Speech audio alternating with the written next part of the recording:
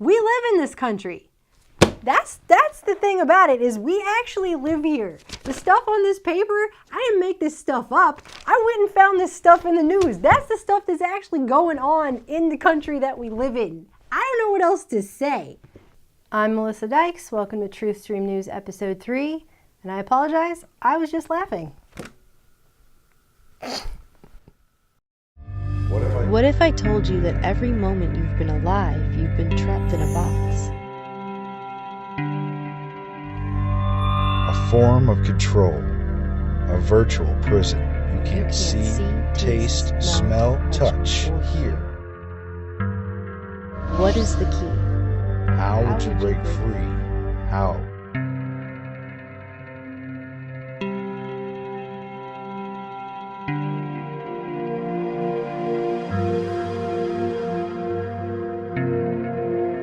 First of all, you just got to get control of the fact that life isn't what it used to be. It's not your grandma's life. It's not your daddy's life. It's not the American dream. If that ever existed, it has been absorbed. You have to be asleep to believe it, isn't that what George Carlin said?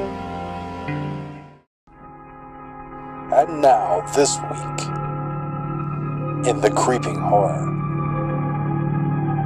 This week in the creeping horror, the Federal Trade Commission has brought a civil complaint against a single family running 4 breast cancer charities for bilking some $187 million out of donors in charity funds and using it to buy their own personal crap between 2008 and 2012, begging the question whether or not cancer should be reevaluated and the definition changed to these people.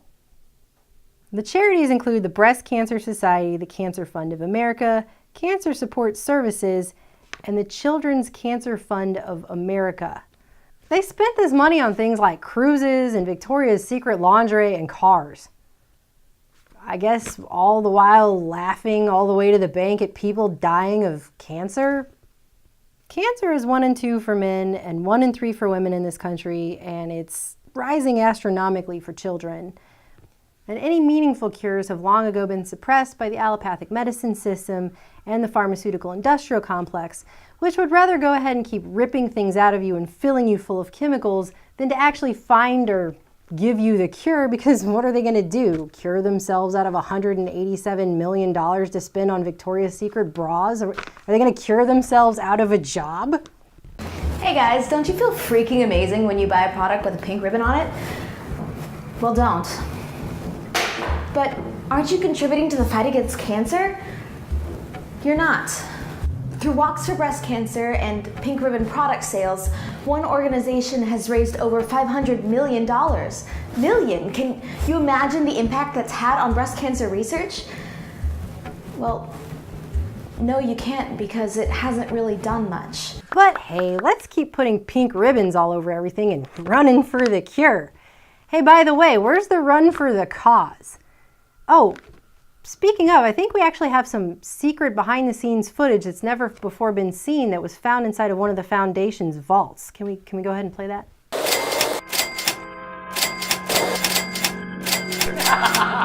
In other news, what some have hailed as a dream come true for Big Pharma and the pedophiles who are running things in this country, Obama's radical education secretary Arne Duncan is now saying that public schools aren't brainwashing the children enough. We actually need 24/7 government boarding schools in this country.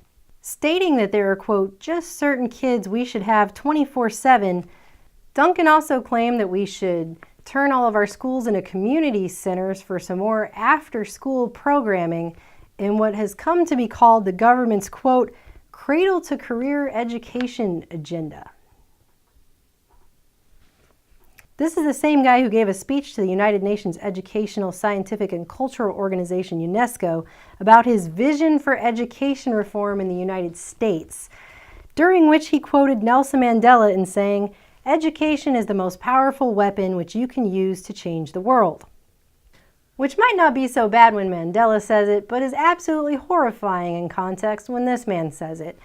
Once again proving the government thinks all your kids belong to them, and they just want to induct them into 24/7 little status drone bot factories. As part of his everyday regime, Michael Shaw enters this home health center. He lies for perhaps 15 seconds on a kind of medical couch. His weight, temperature, pulse, respiration, blood pressure, and electrocardiogram are routinely recorded.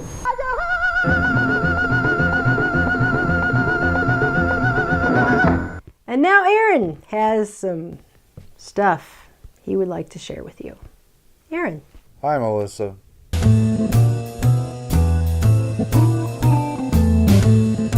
In the society of the spectacle, the screen is the site of that remoteness, providing both the illusion of involvement and the illusion of control.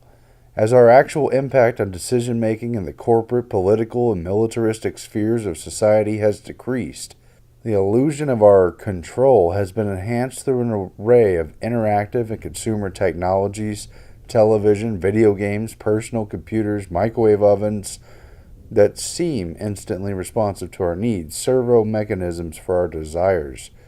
But what we fail to recognize is that in the technological society whose agenda is the expansion of the machine world into every aspect of life, it is we who are responsive to the needs of machines. It is we who are being made into servo mechanisms of the technologies, each of which perpetuates the mind, body, spirit, matter dichotomies that have been central to the dominant ideology. Back to you, Melissa.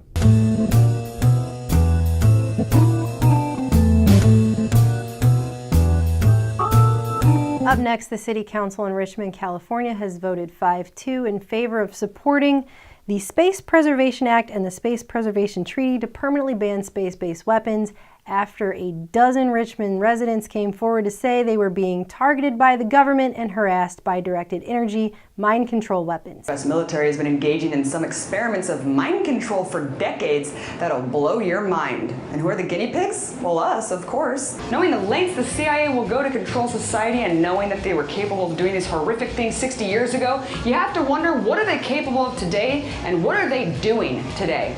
Everyone needs to realize that's the point that we're at in this country, that there are so many people now who feel that they're being gang stalked and electronically harassed and targeted by minions of our government in some horrible science experiment from hell or whatever DARPA nightmare is going on here, that city councils are having to take up resolutions to try and ban this kind of thing from happening, as if our government's going to listen or do anything about it. On an aside, I just want to point out the fact that I wrote an article about this up at Truthstream Media, and when I put it up, we got 17 comments from people also claiming they are going through similar experiences.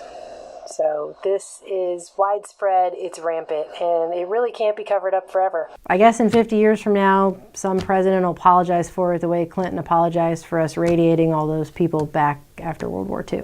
Thousands of government-sponsored experiments did take place at hospitals, universities, and military bases around our nation. The goal was to understand the effects of radiation exposure on the human body. While most of the tests were ethical by any standards, some were unethical, not only by today's standards, but by the standards of the time in which they were conducted. It's they live. It's they live. It's they live. And now, more proof that anyone can be a terrorist. Susan decided to play with the children. She asked Skipper to come along. But Skipper refused to go. He didn't like the looks of these new children, and he wouldn't play with them.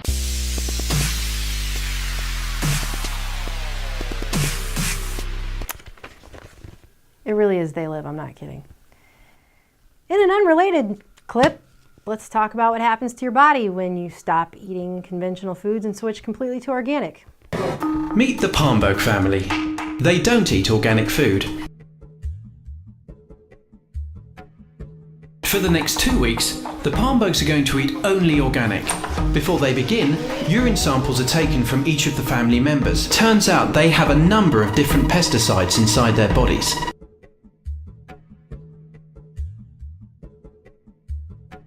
Everything in the kitchen is replaced, and they begin eating only organic.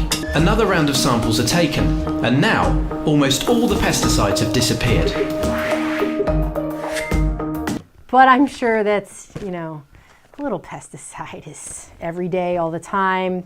Certainly they don't have synergistic effects when you're eating that many in your food, so organic, what a trendy, expensive joke. It just dawned on me how weird it is that we live in a world where we have two different kinds of food. One of those kinds was probably grown using a whole bunch of synthetic chemicals that can make you sick and accumulate over time, and the other one is organic and hopefully doesn't have that, and the whole reason you buy it is because you're hoping not to poison yourself. We live in a world where we have to pay more money to not be poisoned. How screwed up is that? Remember the case of the baby who suffered severe physical trauma and nearly died when a SWAT team conducted a no-knock raid at 2 a.m. on the wrong house and threw a flashbang grenade in his crib? The family actually had to fight tooth and nail in federal court just to retrieve the nearly $1 million in medical damages that this traumatic event caused this baby. And now it's come out that the sheriff's department involved, the Habersham County Sheriff's Department, has actually sunk so unbelievably low as to argue in legal documents that it was actually the baby's fault that he almost burned his own face off, because the baby failed to, quote, avoid the consequences of the SWAT raid. According to William Norman Grigg from Pro Libertate blog, who sifted through the legalese in the documents filed by the Sheriff's Department in response to the lawsuit, quote, the act of sleeping in a room about to be breached by a SWAT team constituted criminal conduct on the part of the infant. Apparently by merely being in the room and not being psychic, the nearly year-and-a-half-old baby brought this upon himself, as do we all for living in police state America. And the SWAT team who raided a house on a completely bogus tip without doing any of their own homework or investigation whatsoever, all because of a $50 drug transaction, well, they're completely legally blameless. Welcome to the police state, where it's the ultimate blaming the victim.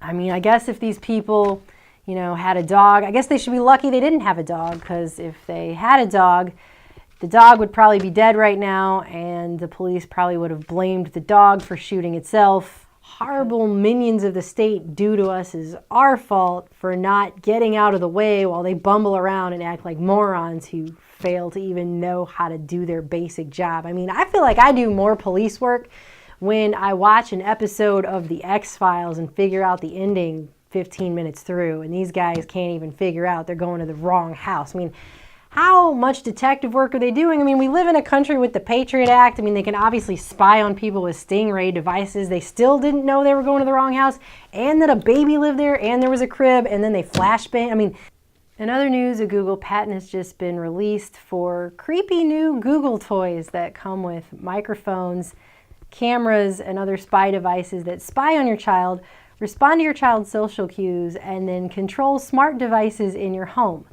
And if you think that's creepy enough, then you probably shouldn't look at the drawings that came with the patent.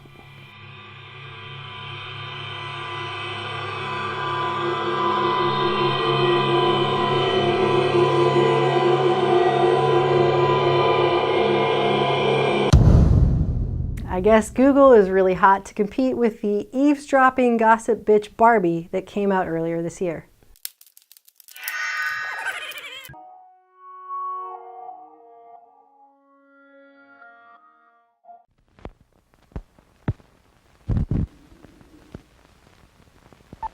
The other day, Melissa raised a good point. She asked, who owns the Federal Reserve?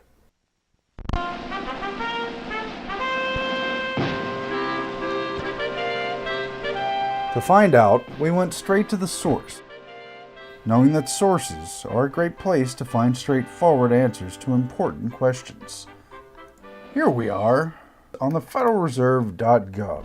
Who owns the Federal Reserve? Right here, the Federal Reserve System fulfills its public mission as an independent entity within government.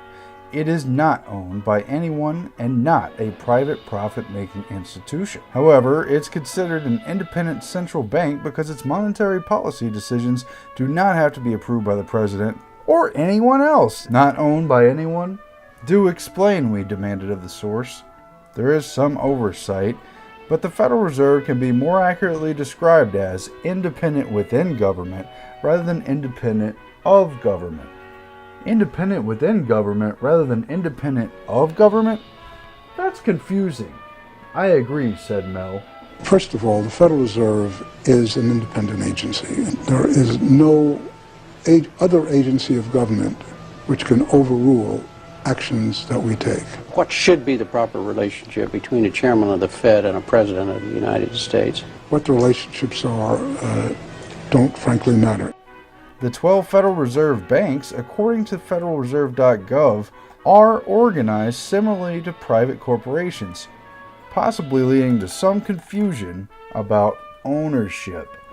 These member banks get stock in the company and are guaranteed by law 6% per year dividends. Louis McFadden, chairman of the House Banking and Currency Committee back in the 1930s, put it a little bit differently. Quote, "Some people think the Federal Reserve banks are United States government institutions. They are private monopolies which prey upon the people of these United States for the benefit of themselves, foreign and domestic speculators, and rich and predatory moneylenders." Unchecked power, just like no founding father wanted ever. You know, thinking about who owns the Federal Reserve but doesn't own it makes me kind of pissed off. That's when Melissa nodded and said, yes, but it's better to be pissed off than pissed on.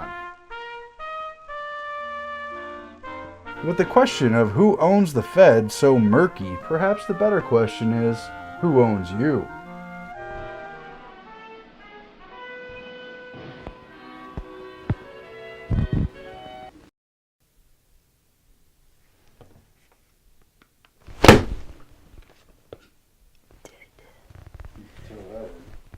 This was recorded by General Smedley Butler in the aftermath of World War I. To hell with war. I'm not such a fool as to believe that war is a thing of the past. I know the people do not want war, but there's no use in saying we cannot be pushed into another war. Looking back, Woodrow Wilson was re-elected president in 1916 on a platform that he had kept us out of war and on the implied promise that he would keep us out of war. Yet 5 months later, he asked Congress to declare war on Germany. Inside the White House, President Woodrow Wilson signed the proclamation of war against Germany. In that 5-month interval, the people had not been asked whether they had changed their minds. The 4 million young men who put on uniforms and marched or sailed away were not asked whether they wanted to go forth to suffer and die. Then what caused our government to change its mind so suddenly? Money. An Allied commission, it may be recalled, came over shortly before the war declaration and called on the president. The president summoned a group of advisors. The head of the commission spoke. Stripped of its diplomatic language, this is what he told the president and his group. There's no use kidding ourselves any longer. The cause of the Allies is lost. We now owe you, the American bankers, the American munition makers, the American manufacturers, the American speculators, and the American exporters $5 or $6 billion. If we lose, and without the help of the United States, we must lose, we, England, France, and Italy cannot pay back this money, and Germany won't. Everywhere there was cheering and waving of flags. Had secrecy been outlawed as far as war negotiations were concerned, and had the press been invited to be present at that conference, or had the radio been available to broadcast the proceedings? Ladies and gentlemen, profits are what's driving America's entry into this great war. America never would have entered the World War. But this conference, like all war discussions, was shrouded in the utmost secrecy. When our boys were sent off to the war, they were told it was a war to make the world safe for democracy, and a war to end all wars. Well, 18 years after, the world has less of a democracy than it had then. I appeared before the Congressional Committee, the highest representation of the American people, under subpoena to tell what I knew of activities which I believe might lead to an attempt to set up a fascist dictatorship. The plan as outlined to me was to form an organization of veterans, to use as a bluff or as a club at least, to intimidate the government and break down our democratic institutions. Besides, what business is it of ours whether Russia or Germany or England or France or Italy or Austria live under democracies or monarchies? Whether they are fascist or communist, our problem is to preserve our own democracy. And very little, if anything, has been accomplished to assure us that the World War was really the war to end all wars. Hindsight or cynicism might make us smile at the thought that this war was sometimes called a great adventure. Yes, we have had disarmament conferences and limitations of arms conferences. They don't mean a thing. The professional soldiers and sailors don't want to disarm. No admiral wants to be without a ship. No general wants to be without a command. Both mean men without jobs. They are not for disarmament. They cannot be for limitation of arms. And at all these conferences, lurking in the background but all powerful, just the same are the sinister agents of those who profit by war.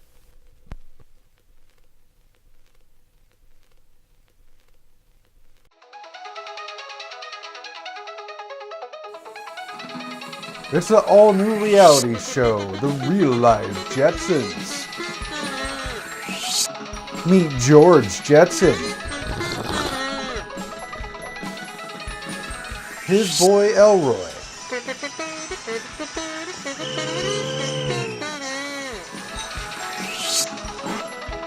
daughter Judy,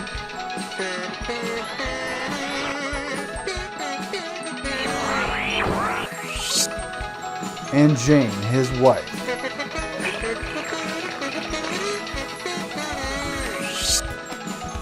Be there for all the drama.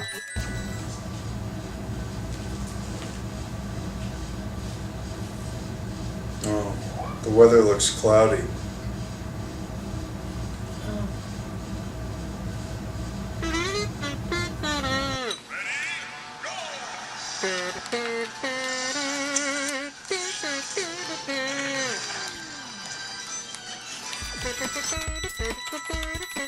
And all the laughs.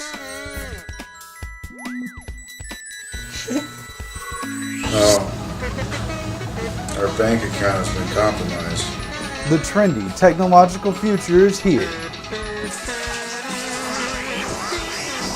And it's super exciting.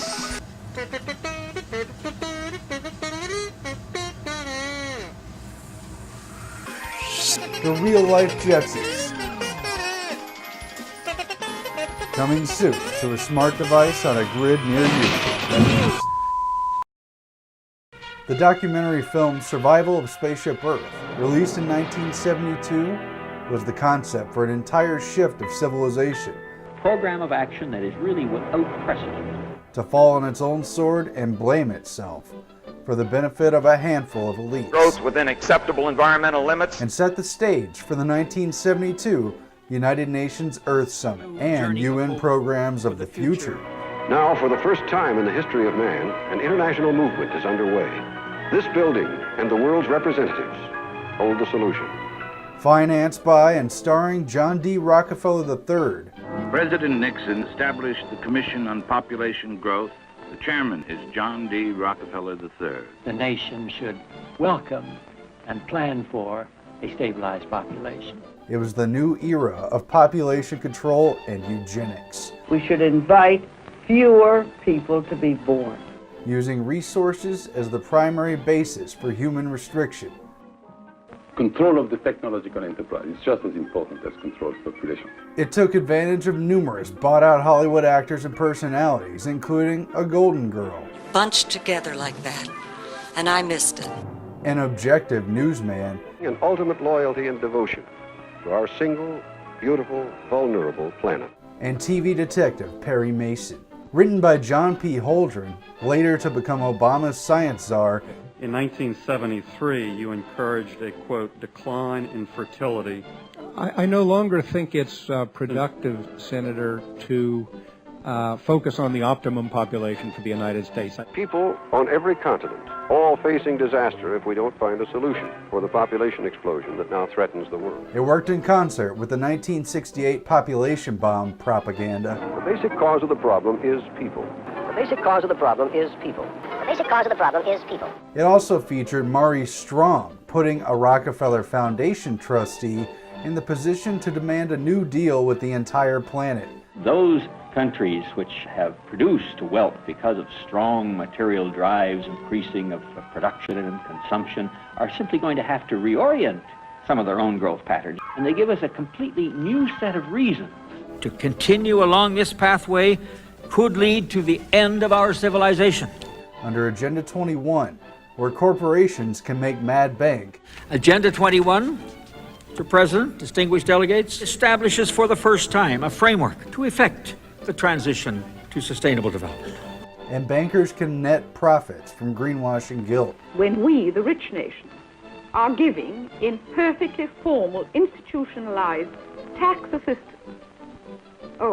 at least 1% of our gross national product in development capital for the poorer nations, I would go higher myself. Through progressive taxation, a steady transfer of resources from rich people to poor.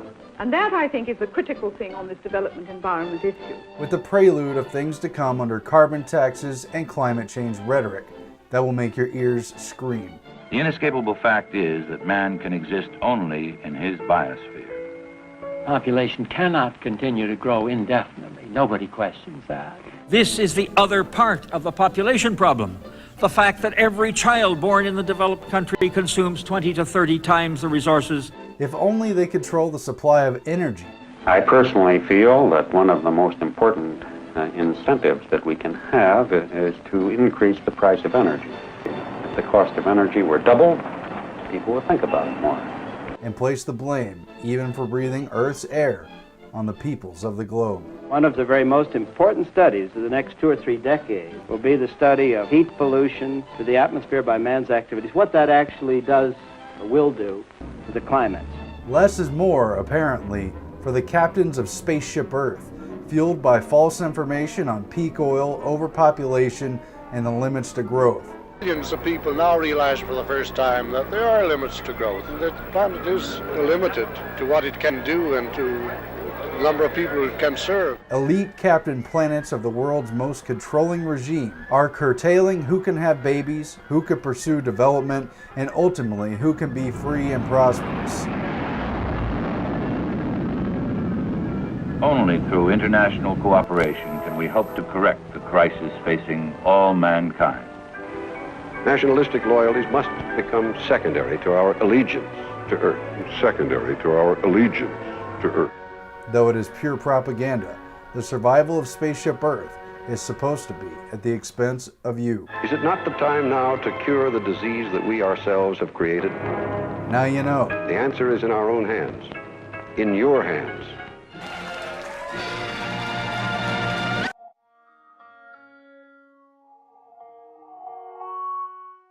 And finally, Gary Franchi over at the Next News Network has uncovered a clip of Marines doing a little pre-Jade Helm training over in Yuma, Arizona, taking down American dissidents while children watch. This footage is probably the most shocking documentation of FEMA Camp Roundup training to date. Children used alongside actors in a bloody confrontation on American soil. Shot by the Department of Defense by Sergeant Daniel D. Ujampa, this compounds the amount of official footage being released by the Department of Defense documenting their martial law training for the public to see and accept. So next time the military-industrial complex and its minions over there in Congress try to reassure you and your family that the Jade Helm training going on this summer is strictly for overseas action, just remember they are absolutely 110% lying through their murderous, barbarous, disgusting, blood-stained, soulless, blackened, halitosis-infested little teeth. This is reality and we live in it. I feel like I need to go do LSD so that things can be normal, 'cause they're not. What?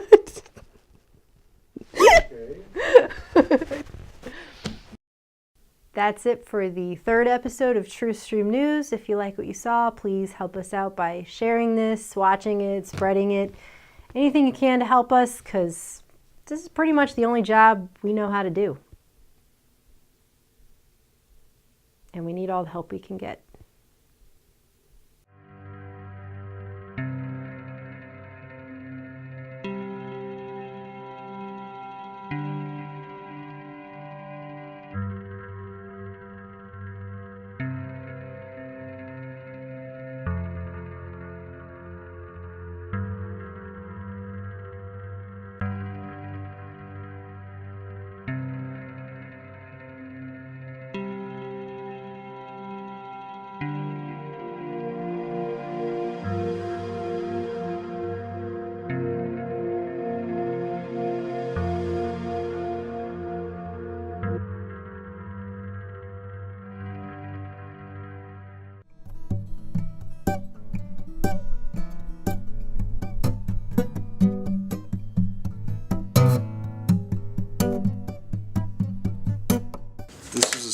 indeed. All the remotes! All of them! Mine! Mine! If you see the blue monkey and he has a Google logo on his forehead, he's probably controlling your thermostat for the United Nations. Ladies and gentlemen, we are through the looking glass. All right, I'm done.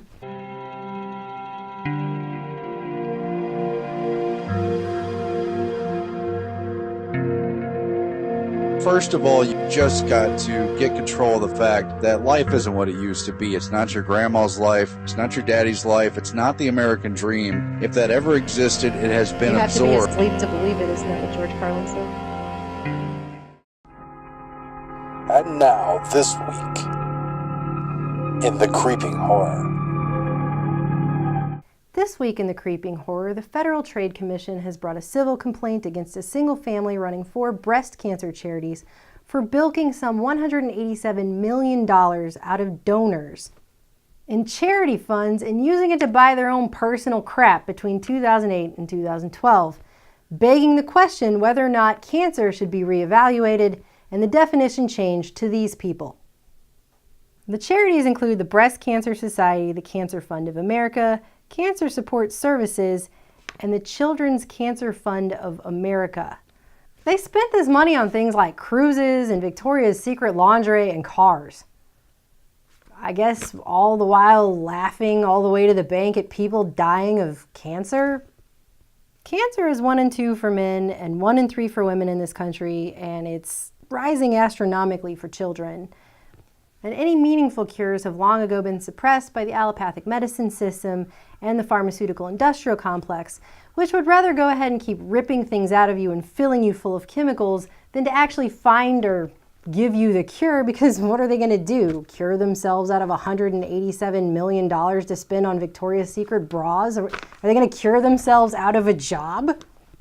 Hey guys, don't you feel freaking amazing when you buy a product with a pink ribbon on it? Well, don't. But aren't you contributing to the fight against cancer? You're not. Through Walks for Breast Cancer and Pink Ribbon product sales, one organization has raised over $500 million. Million! Can you imagine the impact that's had on breast cancer research? Well, no, you can't, because it hasn't really done much. But hey, let's keep putting pink ribbons all over everything and running for the cure. Hey, by the way, where's the run for the cause? Oh, speaking of, I think we actually have some secret behind-the-scenes footage that's never before been seen that was found inside of one of the foundation's vaults. We live in this country. That's the thing about it, is we actually live here. The stuff on this paper, I didn't make this stuff up. I went and found this stuff in the news. That's the stuff that's actually going on in the country that we live in. I don't know what else to say. I'm Melissa Dykes. Welcome to Truthstream News Episode 3. And I apologize, I was just laughing. What if I told you that every moment you've been alive, you've been trapped in a box? A form of control, a virtual prison. You can't see, taste, smell, touch, or hear. What is the key? How would you break free? How? Can we go ahead and play that?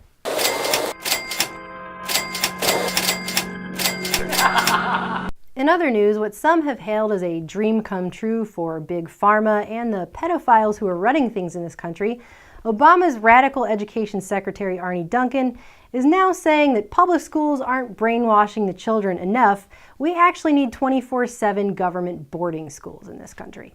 Stating that there are, quote, just certain kids we should have 24/7, Duncan also claimed that we should turn all of our schools into community centers for some more after-school programming in what has come to be called the government's, quote, cradle-to-career education agenda.